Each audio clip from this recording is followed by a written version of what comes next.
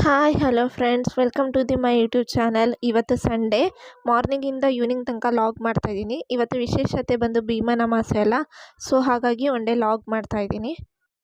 ಇವತ್ತು ಬೆಳಗಿನ ತಿಂಡಿಗೆ ಹೋಟೆಲ್ ಸ್ಟೈಲಲ್ಲಿ ಉಪ್ಪಿಟ್ಟು ಮಾಡ್ಕೊಳ್ಳೋದು ಹೇಗೆ ಅಂತ ರೆಸಿಪಿ ನಿಮ್ಮ ಜೊತೆ ಶೇರ್ ಮಾಡ್ತಾಯಿದ್ದೀನಿ. ಇಂಗ್ರೀಡಿಯೆಂಟ್ಸ್ ಎಲ್ಲ ಎತ್ತಿಟ್ಕೊಂಡಿದ್ದೀನಿ. ಈಗ ಮೊದಲಿಗೆ ಬಾಣಲಿನ ಕಾಯಕ್ಕಿಟ್ಟಿದ್ದೀನಿ. ಎಣ್ಣೆ ಹಾಕಿ ಎಣ್ಣೆ ಕಾಯಕ್ಕಿಟ್ಟಿದ್ದೀನಿ. ಎಣ್ಣೆ ಕಾದ ನಂತರ ಅದಕ್ಕೆ ಒಂದು ಅರ್ಧ ಸ್ಪೂನಷ್ಟು ಸಾಸಿವೆ ಹಾಕಬೇಕು. ಸಾಸಿವೆ ಸಿಡಿದ ಮೇಲೆ ಅದಕ್ಕೆ ಹಸಿಮೆಣಸಿನ್ಕಾಯಿ ಹಾಗೆ ಈರುಳ್ಳಿನ ಹಾಕಬೇಕು. ಈರುಳ್ಳಿ ಸ್ವಲ್ಪ ಕೆಂಪಗಾಗೋ ತನಕ ಲೈಟಾಗಿ ಹುರ್ಕೋಬೇಕು. ಅದಾದಮೇಲೆ ಅದಕ್ಕೆ ಕರಿಬೇವು ಸೊಪ್ಪು ಸಟ ಸಿಡಿದ ಮೇಲೆ ಟೊಮೊಟೊ ಹಾಕಬೇಕು. ಟೊಮೊಟೊ ಹಾಕಿದ್ಮೇಲೆ ಟೊಮೊಟೊ ಸ್ವಲ್ಪ ಮೆತ್ತಗಾಗೋ ತನಕ ಸ್ಮ್ಯಾಶ್ ಮಾಡಬೇಕು. ಅದಕ್ಕೆ ರುಚಿಗೆ ತಕ್ಕಷ್ಟು ಉಪ್ಪು ಹಾಗೆ ಅರಿಶಿನ ಹಾಕಬೇಕು. ಈಗ ನಾವು ತರಕಾರಿನೆಲ್ಲ ಬೇಯಿಸಿ ಇಟ್ಕೊಂಡಿದ್ವಲ್ಲ, ಕ್ಯಾರೆಟು, ಬೀನ್ಸು ಹಾಗೆ ಹಸಿ ಬಟಾಣಿಕಾಳನ್ನು ಅದು ಕೂಡ ಅಲ್ಲಿಗೆ ಹಾಕಿದ್ದೀನಿ. ನೀವು ಎಷ್ಟು ರವೆ ಬೇಕೋ ಅಷ್ಟು ರವೆನ ಬಾಣಲಿಗೆ ಹಾಕಿ ಚೆನ್ನಾಗಿ ಹುರ್ಕೋಬೇಕು. ನಾವು ಮಾಮೂಲಿ ನೀರು ಕಾಯಿಸಿ ಆಮೇಲೆ ರವೆ ಹಾಕಿ ಮಾಡ್ಕೊತಿದ್ವಲ್ಲ, ಆ ಥರ ಅಲ್ಲ ಇದು. ಫಸ್ಟ್ ರವೆನ ಹಾಕಿ ಈ ತರಕಾರಿ ಜೊತೆನೇ ರವೆನ ಹುರ್ಕೊತಾ ಇದ್ದೀನಿ. ಈಗ ಸೈಡಲ್ಲಿ ಒಂದು ಪಾತ್ರೆಯಲ್ಲಿ ಬಿಸಿನೀರನ್ನ ಕಾಯಿಸಿಟ್ಕೊಂಡಿದ್ದೀನಿ. 1 ಲೋಟ ರವೆಗೆ 2 ಲೋಟದಷ್ಟು ನೀರು ಪ್ರಮಾಣದಲ್ಲಿ ನೀರನ್ನ ಕಾಯಿಸಿಟ್ಕೊಂಡಿದ್ದೀನಿ. ಈಗ ರವೆನ ಹುರಿದಾದ್ಮೇಲೆ ನೀರು ಕಾದ ನಂತರ ಆ ನೀರನ್ನು ಬಾಣಲಿಯಲ್ಲಿ ಹಾಕಿ ಮಿಕ್ಸ್ ಮಾಡಿ ಲೋ ಫ್ಲೇಮಲ್ಲಿ ಬೇಯಕ್ಕೆ ಇಡ್ತಾ ಇದ್ದೀನಿ. ಒಂದು 5 ಮಿನಿಟ್ಸ್ ಬೆಂದಾದಮೇಲೆ ಉಪ್ಪಿಟ್ಟು ರೆಡಿಯಾಗಿದೆ. ಈಗ ರುಚಿಕರವಾದ ಉಪ್ಪಿಟ್ಟು ತುಂಬ ಟೇಸ್ಟಿಯಾಗಿ ಸಖತ್ತಾಗಿ ಬಂದಿತ್ತು. ನೀವು ಕೂಡ ಒಂದ್ಸಲ ಮನೆಯಲ್ಲಿ ಟ್ರೈ ಮಾಡಿ ನೋಡಿ, ನನಗೆ ಕಮೆಂಟಲ್ಲಿ ತಿಳಿಸಿ ಹೇಗೆ ಬಂತು ಅಂತೇಳಿ. ಈಗ ಫ್ರೆಶ್ ಅಪ್ ಆಗಿ ಪೂಜೆಗೆ ಎಲ್ಲ ರೆಡಿ ಮಾಡಿ ಸಿದ್ಧತೆನ ಮಾಡ್ಕೊಳ್ತಾ ಇದ್ದೀನಿ. ಇವತ್ತು ಭೀಮನ ಅಮಾವಾಸ್ಯೆ ಆಗಿರೋದ್ರಿಂದ ಏನಾದರೂ ಸಿಹಿ ಮಾಡಿ ದೇವರಿಗೆ ನೈವೇದ್ಯ ಇಡೋಣ ಅಂತ ಅಂದ್ಕೊಂಡು ಕ್ಯಾರೆಟ್ ಇತ್ತು, ಹಾಗಾಗಿ ಕ್ಯಾರೆಟ್ ಹಲ್ವಾನೇ ಮಾಡೋಣ ಅಂತೇಳಿ ಮಾಡ್ತಾ ಇದ್ದೀನಿ. ಈಗ ಬಾಣಲಿಯಲ್ಲಿ ತುಪ್ಪ ಕಾಯಕ್ಕಿಟ್ಟಿದ್ದೀನಿ. ತುಪ್ಪ ಕಾದ ನಂತರ ಗೋಡಂಬಿ ದ್ರಾಕ್ಷಿನ ಹುರ್ಕೊತಾ ಆಮೇಲೆ ಒಂದು ಕಡೆ ಪ್ಲೇಟಿಗೆ ಸೈಡಲ್ಲಿ ಎತ್ತಿಟ್ಕೊತಾ ಇದ್ದೀನಿ. ಈಗ ಅದೇ ಬಾಣಲಿಯಲ್ಲಿ ಒಂದು ಸ್ವಲ್ಪ ಎಣ್ಣೆನ ಹಾಕಿ ತುರಿದು ಇಟ್ಕೊಂಡಿರೋಂತಹ ಕ್ಯಾರೆಟ್ನ ಹಾಕ್ಬಿಟ್ಟು ಒಂಚೂರು ಬೇಯಿಸ್ಕೋಬೇಕು. ಅದರಲ್ಲಿ ಒಂದು ಸ್ವಲ್ಪ ಬೆಂದಾದಮೇಲೆ ಈಗ ನಾನು ಮಿಕ್ಸಿ ಜಾರಲ್ಲಿ ಅದು ಪ್ರಮಾಣಕ್ಕೆ ಎಷ್ಟು ಸಕ್ಕರೆ ಬೇಕೋ ಸಿಹಿ ಅಷ್ಟು ಸಕ್ಕರೆ ಹಾಕ್ಕೊತಾ ಇದ್ದೀನಿ. ಹಾಗೆ 2 ಏಲಕ್ಕಿ ಹಾಕ್ಕೊಂಡು ನುಣ್ಣಗೆ ರುಬ್ಬಿ ಇಟ್ಕೊಂಡಿದ್ದೀನಿ. ಅದು ರುಬ್ಬಾದ್ಮೇಲೆ ಅದಕ್ಕೆ ಪುಡಿ ಮಾಡ್ಕೊಂಡಿರೋ ಸಕ್ಕರೆನ ಅದ್ರ ಜೊತೆ ಮಿಶ್ರಣ ಮಾಡಿಬಿಟ್ಟು ಅದಕ್ಕೆ ಹಾಗೆ ಒಂದು ಸಣ್ಣ ಗ್ಲಾಸಷ್ಟು ಹಾಲು, ಒಂದು ಸ್ವಲ್ಪ ನೀರು ಹಾಕಿ ಲೋ ಫ್ಲೇಮಲ್ಲಿ ಬೇಯೋಕ್ಕೆ ಬಿಟ್ಬಿಡಬೇಕು. ಅದು ಒಂದು 15 ಮಿನಿಟ್ಸ್ ಬೆಂದಾದಮೇಲೆ ಈಗ ಹುರಿದಿಟ್ಕೊಂಡಿರೋ ಗೋಡಂಬಿ ದ್ರಾಕ್ಷಿನ ಅದ್ರ ಜೊತೆ ಹಾಕಿ ಮಿಕ್ಸ್ ಮಾಡಿದರೆ ಕ್ಯಾರೆಟ್ ಹಲ್ವಾ ರೆಡಿ ಆಗುತ್ತೆ. ತುಂಬ ಸಖತ್ತಾಗಿ ಬಂದಿತ್ತು, ಟೇಸ್ಟಿಯಾಗಿ ಬಂದಿತ್ತು. ಹಾಗೆ ದೇವ್ರ ಮನೆಗೆ ಬಂದು ಪೂಜೆಗೆ ಅಂತ ಎಲ್ಲ ರೆಡಿ ಮಾಡ್ಕೊಳ್ತಾ ಇದ್ದೆ. ಇವತ್ತು ಭೀಮನ ಅಮಾವಾಸ್ಯೆ ಆಗಿರೋದ್ರಿಂದ ಇವತ್ತು ಶಿವ ಪಾರ್ವತಿನ ಫೋಟೋ ಇದ್ದವರು ಫೋಟೋಕ್ಕೆ ಪೂಜೆ ಮಾಡ್ತಾರೆ. ಹಾಗೆ ಫೋಟೋ ಇಲ್ದವರು ಈ ರೀತಿ 2 ದೀಪದ ಕಂಬವನ್ನು ಒಂದು ತಟ್ಟೆಯಲ್ಲಿ ಅಕ್ಕಿ ಹಾಕ್ಬಿಟ್ಟು ಅಕ್ಷತೆಗಳ ಥರ ಮಾಡಿ ಅದ್ರ ಮೇಲೆ ದೀಪ ಇಟ್ಟು ಆ ದೀಪಕ್ಕೆ ಕಂಕಣನ ಕಟ್ಟಿ ಹೂ ಮುಡಿಸಿ ಪೂಜೆನ ಮಾಡ್ತಾರೆ.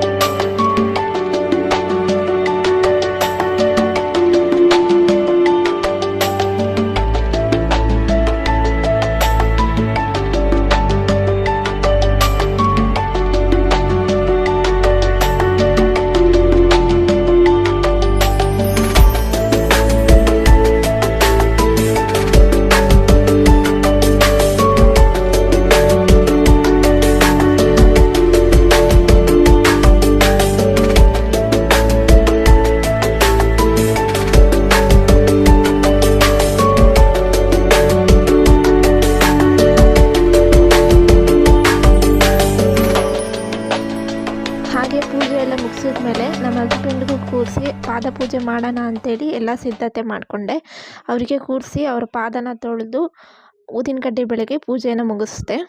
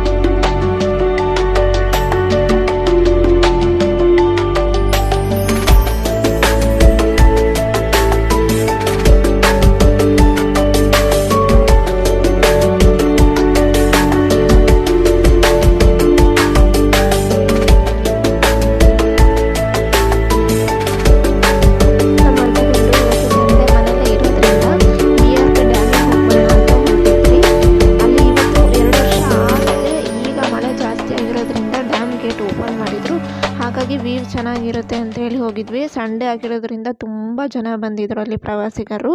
ನೋಡೋಕ್ಕೂ ತುಂಬ ಚೆನ್ನಾಗಿತ್ತು ವ್ಯೂ. ಹತ್ರದಲ್ಲಿ ಹೋದ್ವಿ, ಬಟ್ ಮೇಲ್ಗಡೆ ಬ್ರಿಡ್ಜ್ ಹತ್ರ ಬಿಟ್ಟಿಲ್ಲ. ಭದ್ರಾ ಡ್ಯಾಮಲ್ಲಿ ಒಟ್ಟು 4 ಗೇಟು ಕೂಡ ಓಪನ್ ಮಾಡಿದರು. ಒಟ್ಟು ನೀರಿನ ಮಟ್ಟ ಬಂದು 180 ಅಡಿಯಷ್ಟು ನೀರು ಧುಮುಕ್ತಾ ಇತ್ತು. ಒಟ್ಟು 29,894 ಕ್ಯೂಸೆಕಷ್ಟು ನೀರು ಹೊರಗೆ ಬರ್ತಾ ಇತ್ತು. ತುಂಬ ಸೊಗಸಾಗಿತ್ತು, ನೋಡೋಕ್ಕೆ ತುಂಬ ಜನ ಬಂದಿದ್ದರು ಅಲ್ಲಿ. ಈ ನೀರು ಬಂದು ಸೀದಾ ಹರ್ಕೊಂಡೋಗಿ ಕೂಡ್ಲಿಗೆ ಸೇರುತ್ತೆ. ನಂತರ ಕೂಡ್ಲಿಂದ ಹೊಸಪೇಟೆಯಲ್ಲಿ ತುಂಗಭದ್ರಾ ಡ್ಯಾಮ್ ಹೋಗಿ ಇರುತ್ತೆ. ಅಲ್ಲೂ ಕೂಡ ಒಂದು ಡ್ಯಾಮ್ ಇದೆ.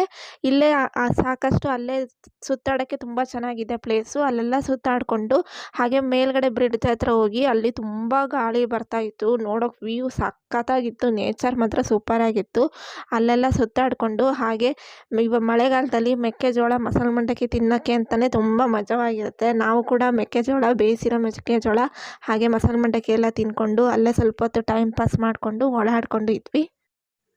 ಹಾಗೆ ಸಂಜೆ ಮನೆಗೆ ಬಂದಮೇಲೆ ಮೆಕ್ಕೆಜೋಳದ ಅವಲಕ್ಕಿ ಮಾಡೋಣ ಅಂಥೇಳಿ ರೆಡಿ ಮಾಡ್ಕೊಂಡಿದ್ದೆ. ಈಗ ಮೆಕ್ಕೆಜೋಳದ ಅವಲಕ್ಕಿ ಅಂಗಡಿಯಲ್ಲಿ ಸಿಗುತ್ತೆ, ಅದನ್ನು ತಂದು ಇಟ್ಕೊಂಡಿದ್ದೀನಿ. ಹಾಗೆ ಶೇಂಗಾ ಬೀಜ, ಕಡಲೆ, ಕೆಂಪು ಮೆಣಸಿನ್ಕಾಯಿ, ಕರಿಬೇವು ಸೊಪ್ಪು, ಒಣ ಕೊಬ್ಬರಿ ಎಲ್ಲನ ರೆಡಿ ಮಾಡ್ಕೊಂಡು ಇಟ್ಕೊಂಡಿದ್ದೀನಿ. ಈಗ ಬಾಣಲಿಯಲ್ಲಿ ಎಣ್ಣೆ ಕಾಯಕ್ಬಿಟ್ಟು ಅವಲಕ್ಕಿನ ಹಾಕಿ ಅದರನ್ನ ಎಣ್ಣೆಯಲ್ಲಿ ಕರ್ಕೊಂಡು ಇಟ್ಕೋಬೇಕು.